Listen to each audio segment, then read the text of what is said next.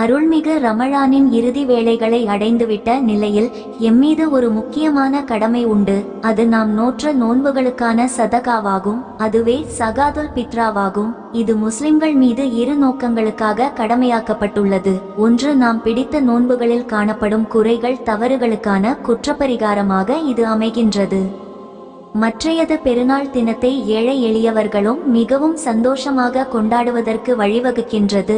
இவ்வகையில் எமது நோன்புகளை குறைபாடற்றதாக மாற்றுவதற்கும் எளியவர்கள் கௌரவமாக பெருநாள் கொண்டாடுவதற்கும் வழி செய்யும் சகாதுல் பித்ராவானது இஸ்லாத்தின் ஒரு நாள் வறுமை ஒழிப்பு திட்டமாகவும் அமைந்துள்ளது.